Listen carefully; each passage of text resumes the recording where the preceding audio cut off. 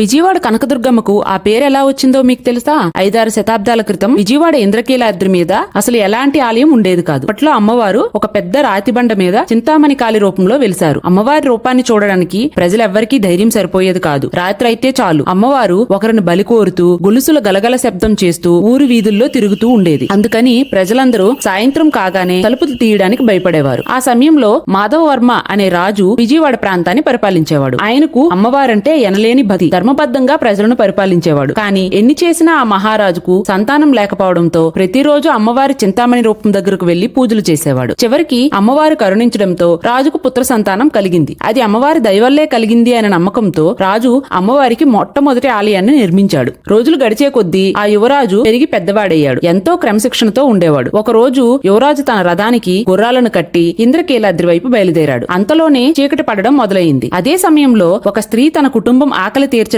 చింత చిగురు కోస్తూ ఉంది. చీకటి పడితే అమ్మవారు సంచారానికి వస్తారని భయంతో గబగబా ఇంటికి బయలుదేరింది. దారి మధ్యలో రాజకుమారుడు చూసుకోకుండా ఆ స్త్రీ కుమారుడిని రథం ఢీకొట్టింది. ఆ బాలుడు అక్కడికక్కడే ప్రాణాలను కోల్పోయాడు. ఆ తల్లి తన కొడుకు శవాన్ని ఎత్తుకుని రాజుగారి కోట దగ్గరకు చేరి ధర్మగంట మోగించింది. జరిగిన విషయాన్ని తెలుసుకున్న రాజు ఎటువంటి పక్షపాతం లేకుండా ఆ బాలుడు మరణానికి కారణమైన తన కుమారుడికి వెంటనే మరణదండన విధించాలని ఆదేశించాడు. మాధవవర్మరాజే స్వయంగా యువరాజు శిరస్సును నరికి ఆ బాలుడు శవం పక్కన ఉంచాడు. ఇదంతా చూసిన ఊరు ప్రజలందరూ ఎంతో బాధపడ్డారు. అంతలోనే నల్లని మబ్బులు కమ్ముకుని ఒక్కసారిగా ఆకాశం నుండి బంగారు నాణేల వర్షం కురవడం ప్రారంభమైంది. ప్రజలందరూ ఆనందంతో Download ShareChat.